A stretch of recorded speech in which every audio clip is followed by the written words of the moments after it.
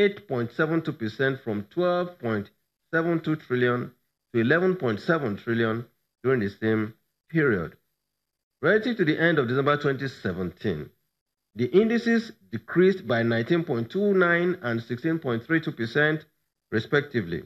These developments largely reflect the sustained profit-taking activities by portfolio investors as foreign yields become increasingly more attractive abroad. The MPC, however, believes that this trend will reverse in the medium term, given the current efforts at further improving investor confidence and the relative stability in the investors and exporters window of the Nigerian foreign exchange market. Overall outlook and risk. Forecasts of key macroeconomic variables indicate a positive outlook for the economy during the fourth quarter of 2018. Committee expects that the effective implementation of the Economic Recovery and Growth Plan and the 2018 budget, improvements in the security challenges, enhanced flow of credit to the real sector, and stability in the foreign exchange market will redirect the economy on a path of inclusive and sustainable growth. Improvements in productivity in the oil and the non-oil sectors are also expected to drive output growth in the medium term. The committee, however, acknowledged the downside risks to this outlook to include reduced portfolio inflows, absence of fiscal buffers, low domestic credit, and weak aggregate demand. The inflation outlook suggests continued but moderate inflationary pressure to the end of 2018, based largely on increased consumer spending for the Christmas festivities, election-related spending, and increased pace of implementation of the 2018 federal government budget. Improvements in the security, increased harvest, as well as stable exchange rate are expected to moderate the rise in inflation. Overall, the outlook for the economy remains positive, with a growth projection of 1.75% in 2018. Committee's consideration.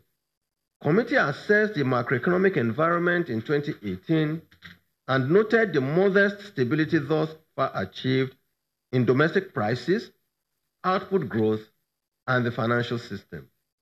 Committee noted that the economy was on the right path, but some key sectors continue to experience significant challenges. The MPC, however, expressed concern about the tepid growth expectations and growing uncertainties in the global financial markets arising from the poor perception of the Brexit deal by the British politicians, the continuing trade war between the US and her major trading partners, as well as the commencement of US sanctions on Iran. The committee believed that although the domestic economy was recovering modestly from recession, however, the recovery was tepid and efforts should be stepped up to strengthen the domestic aggregate output and demand. In this regard, the committee urged the bank to deepen and broaden access to finance to high employment elastic sectors, with particular emphasis on small and medium-scale enterprises. Committee called on the bank to extend the success recorded under the Anchor Borrowers Program to other items including fish, palm oil, and etc. by introducing more stringent measures to curb access to foreign exchange for products that can be produced within Nigeria. The MPC welcomed the moderation in inflation in October, reflecting declining food prices.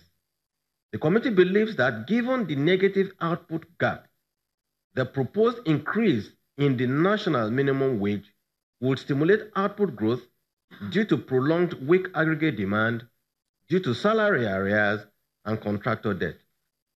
Consequently, its impact on aggregate price level will be largely muted, given that monetary aggregates have largely underperformed in fiscal year of 2018.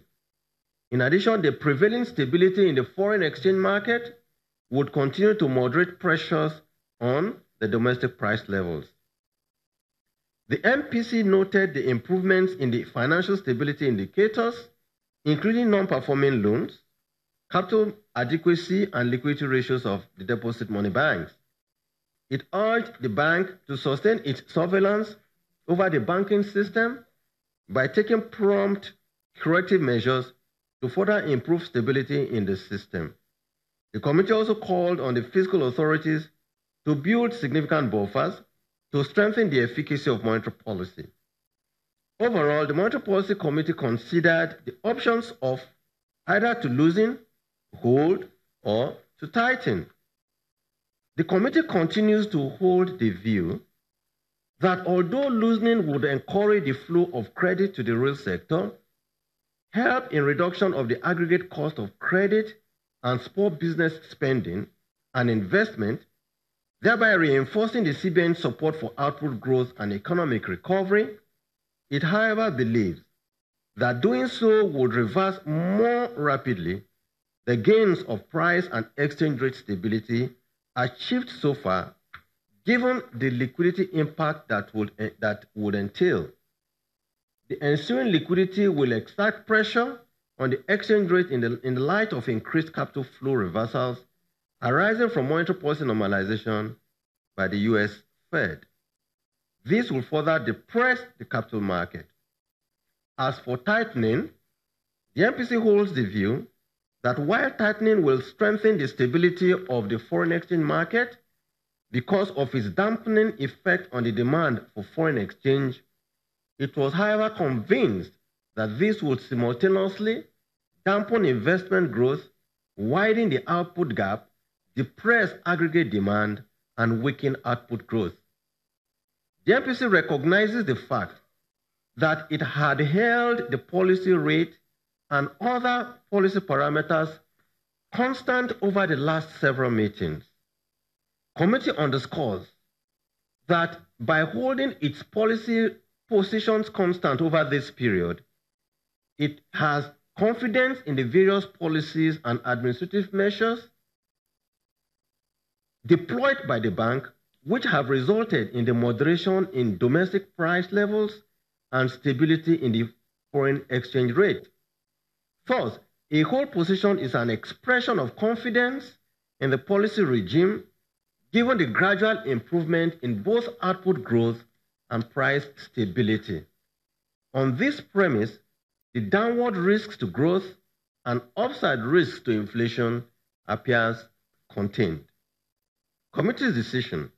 In the light of the above, the MPC decided by a vote of all 11 members present to hold.